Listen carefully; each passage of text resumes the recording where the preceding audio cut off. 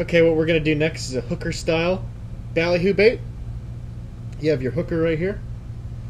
Same bait, same preparation that you were doing before, except you don't need to poke the hole in the crease of the lip there. You're going to take a piece of 60-pound, we have Andy mono here. You're going to take about 8 inches of it.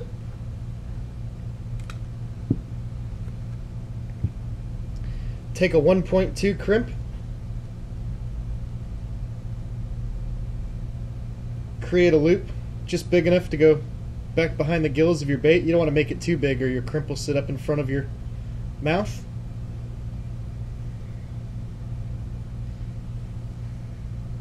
Then you got to take a piece of your mono, stick it in the loop end like that, and just give it a little press with your crimpers.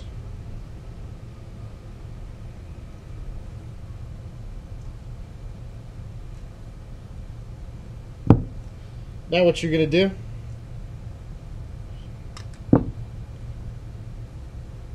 is go back behind the gills, go behind each gill plate,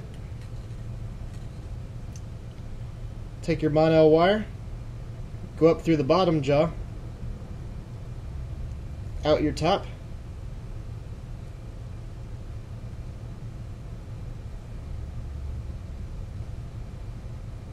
pull it up nice and tight, do a full turn around your mouth, closing it, go through your eyes, go through your eye once more, working your way back, closing off the gills,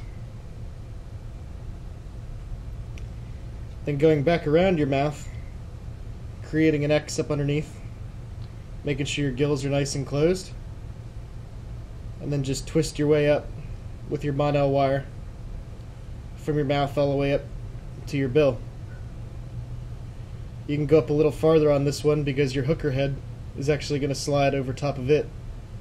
It'll keep it on there nice and snug.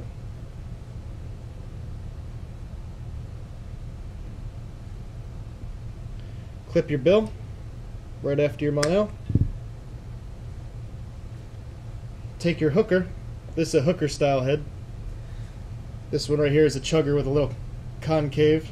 Makes a little bit more of a popping action, but we're going to start out with the chugger first. Take your cutters, cut it about, leave about 2 inches of skirt left.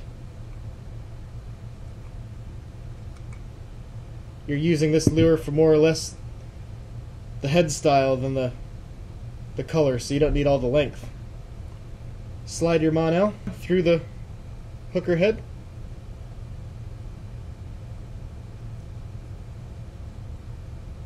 That's the hardest part of the deal there, Mike. Try to find the hole. It's it is. Eventually we'll get it. You could rig the whole bait and eventually, it'll take you 5 minutes to get the head on. It's okay. Take your time. Okay. Yep, now you have your hooker nice and snug over top of your bait's nose.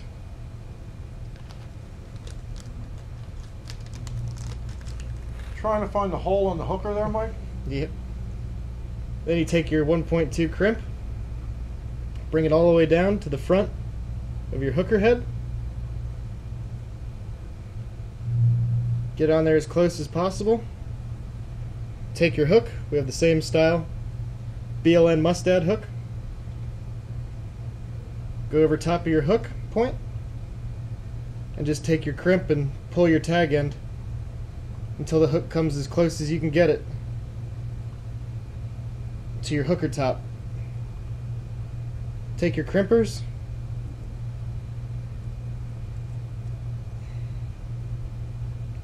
give it a little press,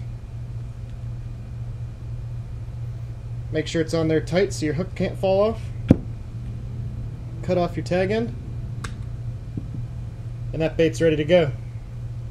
That's good for any rigger bait when you're fishing for marlin or anything else like that, a little bit more aggressive than a sailfish that like the bubble trail or anything else like that. You can change the color, make them however you want. That rig, Mike, that you're talking about, the color of the head. Sometimes we'll talk about When you're using pitching, a bright color. Yeah. when you want to use a bright color, when you're pitch baiting, when you have the fish coming up on the teasers and you're throwing a bait, you could use a bright pink or a red or anything like that that can keep your angler's eye so he knows where his bait is distance-wise, so when he's going to pitch a fish. Really cool. Does the head, obviously because it's behind it, doesn't affect the hookup ratio any? No, the hookup ratio doesn't affect by where the hook is. Very good. Interesting.